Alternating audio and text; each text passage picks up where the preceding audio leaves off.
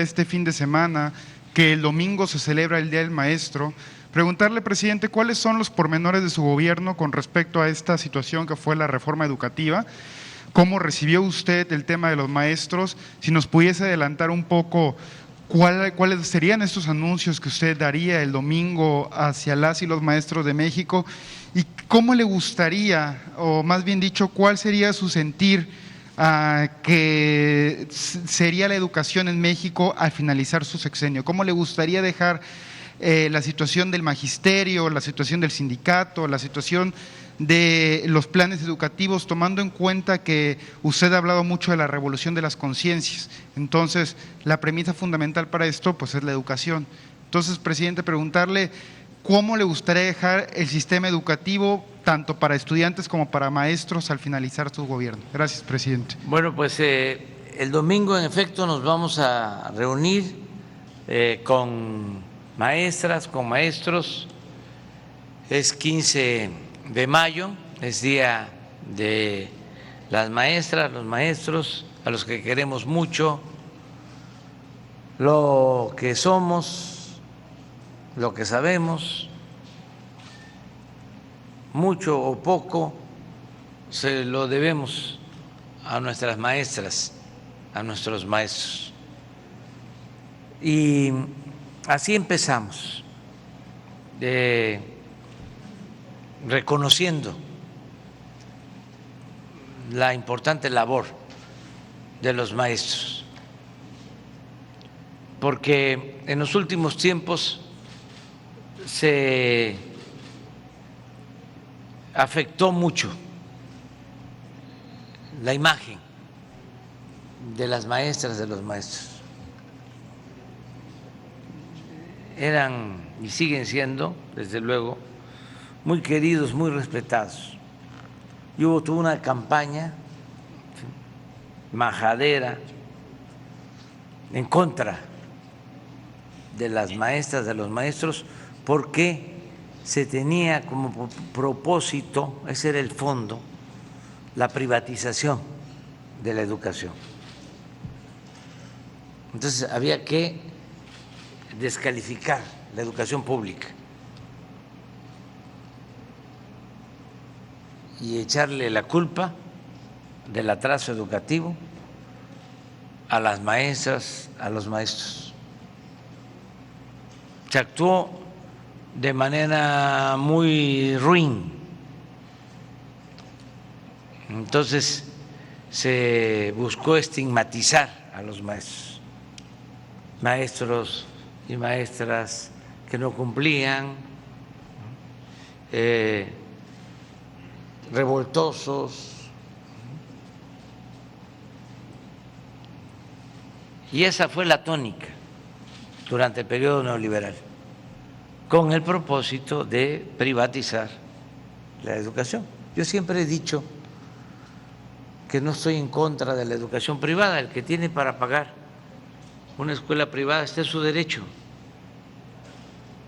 pero hay millones de mexicanos, la mayoría de los mexicanos, que no tienen para pagar colegiaturas,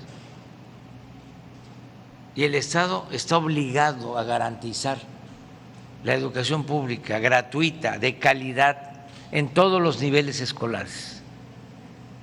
La educación no es un privilegio, es un derecho del pueblo. Es lo mismo que la salud. Y llevaron a cabo la misma estrategia. Entonces, inventaron también, además de la ofensa al sector magisterial, inventaron lo de la calidad de la enseñanza, la excelencia educativa. Claro que queremos que la educación sea de calidad y que haya excelencia, pero nos importa también el acceso a la educación, la cobertura. ¿Van a entrar entonces solo los que tienen para pagar colegiatura?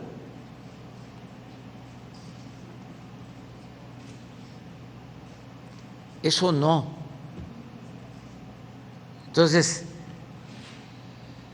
por eso nos comprometimos a derogar, a quitar la mal llamada reforma educativa. Imagínense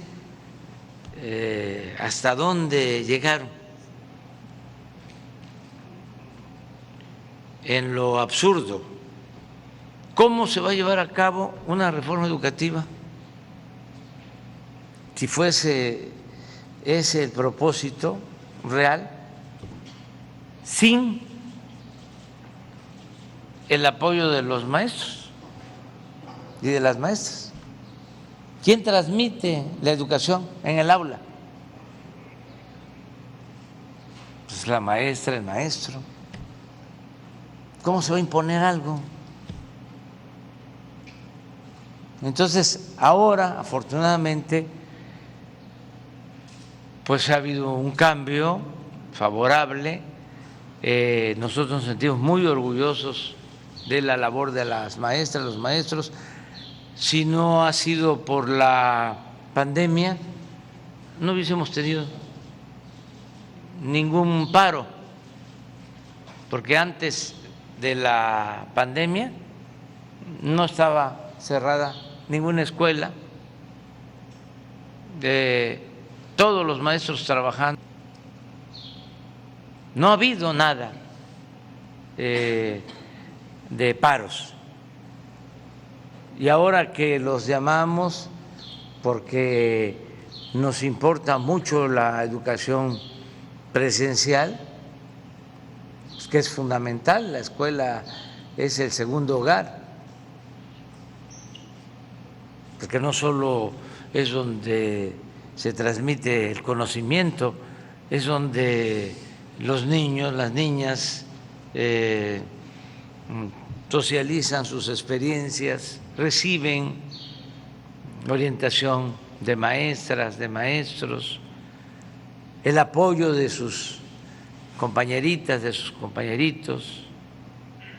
A veces se sienten más libres, más felices en la escuela que hasta en la casa. Y era mucho tiempo el encierro y estar ahí dependiendo de los aparatos electrónicos, también recibiendo mucha información tóxica. Entonces, llamamos a las maestras, a los maestros, y acudieron a las aulas, y ya hay clases presenciales en todo el país. Hubo, como en todo, resistencias. Se hablaba de que iban a incrementarse los contagios y que estaba mal lo que se proponía, pero al final, y para bien, no hemos tenido problemas de contagios en las escuelas y ya se regresó a la normalidad educativa. Entonces, eso fue muy importante, el regresar a la normalidad en lo educativo. Lo primero, si hacemos una síntesis, es la atención a maestras y maestros. Y ahora el domingo vamos a dar a conocer cómo se está haciendo un esfuerzo para que tengan un poco más de ingresos las maestras y los maestros, porque de los 21 millones de trabajadores inscritos en el Seguro Social, como ha ido incrementando el salario, ya el promedio de los ingresos de esos 21 millones de trabajadores inscritos al Seguro Social es de alrededor de 14,000 400 pesos al mes. Y hay maestros que ganan menos. Entonces vamos a procurar que mejoren. Y vamos también a procurar que no sea en prestaciones, sino en salario, para que al retiro su pensión sea mayor.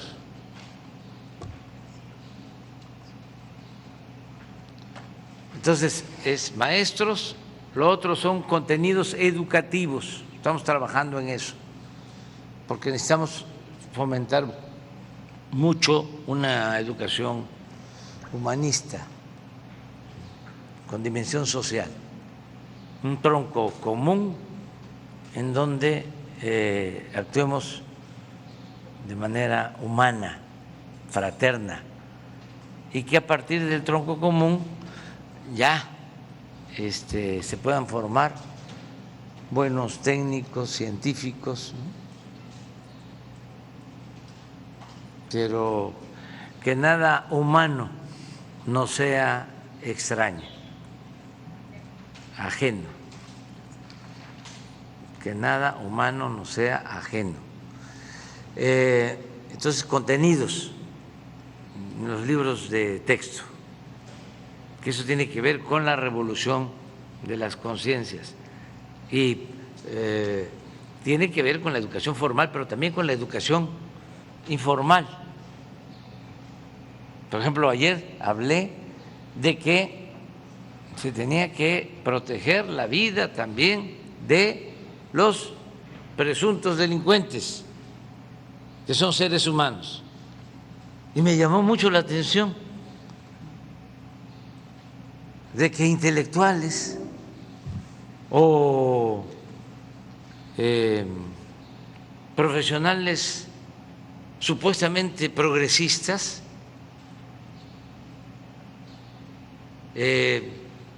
me cuestionaran. Por eso estamos viviendo momentos interesantes. Es un momento estelar en la vida pública de México, porque está saliendo todo eso. ¿Cómo vamos a querer que alguien pierda la vida? ¿Cómo vamos a estar en el fondo a favor de la ley del talión, del que a hierro mata, a hierro muere, y el diente por diente y el ojo por ojo? Lo decía Tolstoy, si a esas vamos, pues nos vamos a quedar chimuelos todos o tuertos o ciegos. Pero estoy hablando de intelectuales o escritores. Déjenme que yo recuerde a uno, cuando menos. Curcio dice en un comentario, fue un desliz del presidente, según Cárdenas, el conductor. No, bueno, alguno de ellos, no sé exactamente, sí, que seguramente lo va a aclarar. No, fíjense que así pienso. Y vamos a analizarlo. Actuaron muy bien los soldados, pero para que se entienda mejor, porque no estoy hablando de Curcio y de Cárdenas, son millones que piensan así.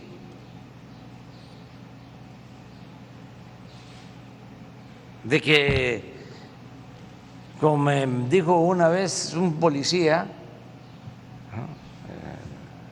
de esos autoritarios, que los derechos humanos eran para los humanos derechos.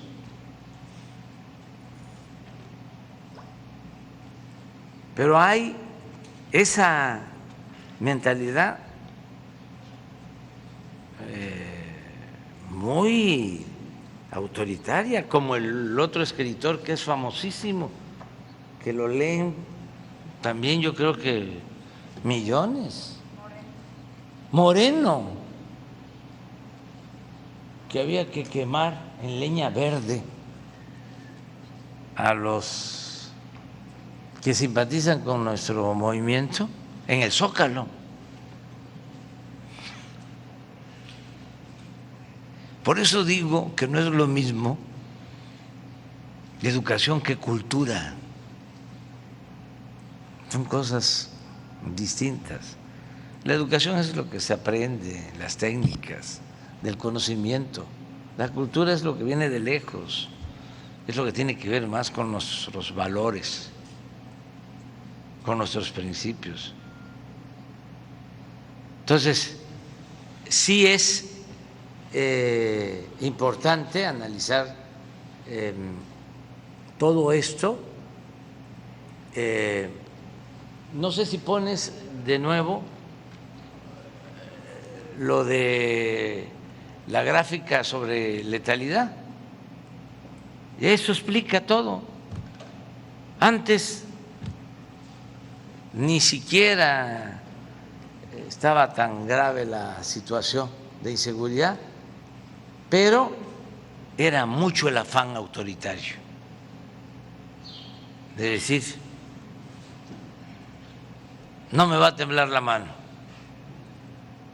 vamos a imponernos. Y aquí está. Por eso es que decimos somos distintos y además entiendo, aunque no comparto tu punto de vista, ese pensamiento autoritario. Aquí está. Miren, este es Calderón 2011. Esos son los enfrentamientos, 1076 enfrentamientos entre delincuencia y fuerzas de seguridad del Estado. En estos enfrentamientos, 1127 heridos y detenidos, y 1412 muertos, más muertos que heridos y detenidos, porque los remataban. Incluyo lo que pasaba en Nuevo León, en ese entonces. Pero eso ya se los dejo a ustedes de tarea, para que lo investiguen. Porque era el mátalos en caliente.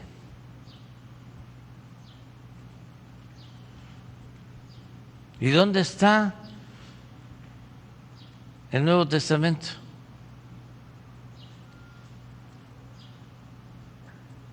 ¿Y dónde está el amor al prójimo? Pues ahora 94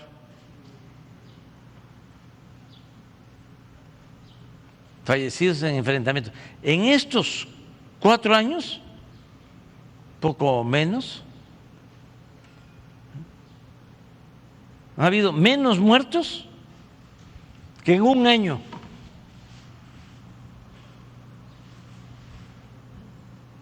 De Calderón en enfrentamientos.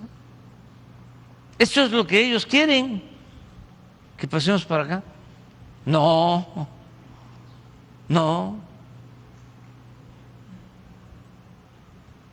¿En qué cabeza cabe que la violencia se enfrenta con la violencia? El mal no se puede enfrentar con el mal. El mal hay que enfrentarlo haciendo el bien. Y la paz es fruto de la justicia. Y esa es la nueva estrategia. Atender los problemas, las causas. El que la gente viva feliz, que no haya desintegración en las familias, que en este periodo neoliberal fue un desastre.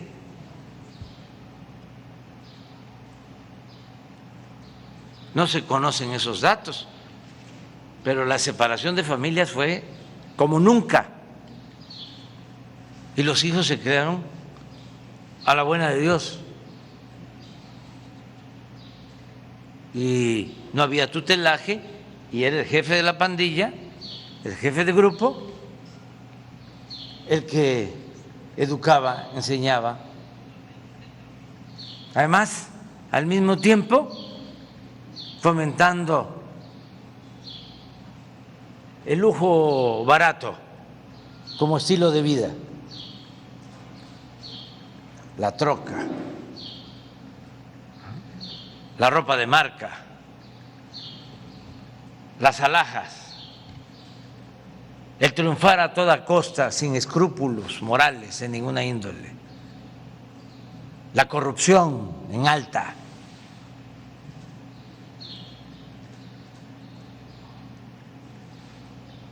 ¿Cuánto tienes? ¿Cuánto vales? Y los valores culturales, morales, espirituales, a un lado. En el que no tranza, no avanza. Y la moral es un árbol que da moras. Y eso fue lo que prevaleció. Entonces quería yo tratar el tema. Es muy interesante. Cuando dije abrazos, no balazos, se rieron y todavía lo siguen haciendo. No me importa, porque nuestra estrategia de atender a la gente pobre, de atender a los jóvenes, nos está dando resultado, sin violar derechos humanos. Se está avanzando. Porque les estamos quitando el semillero a la delincuencia, le estamos quitando a los jóvenes. ¿Hasta dónde estábamos? ¿Hasta dónde habíamos llegado? A decir, ahí están los halconcitos. ¿Pero qué hacíamos para que no hubieran halconcitos? Ahora, nada más aquí, en Nuevo León, que es un estado en donde hay muchas oportunidades de trabajo, por eso crece tanto la población, porque vienen de otros estados a buscarse la vida, a trabajar honradamente. Pero aquí, aún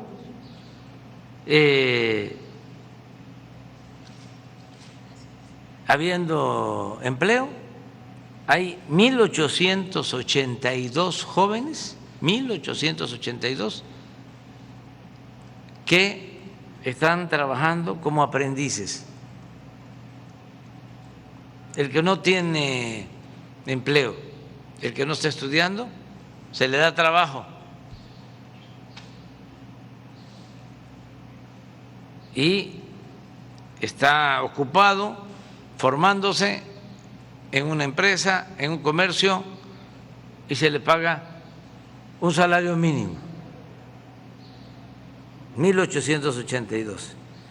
Y solo en el nivel superior, es decir, en el nivel universitario, hay 3.592 estudiantes que están recibiendo 2.500 pesos mensuales de becas de familias pobres. Y aquí en Nuevo León, todos los que estudian en bachiller, 140.849 alumnos, 140.000 alumnos reciben beca, todos los que están en escuelas públicas, en el nivel de bachillerato.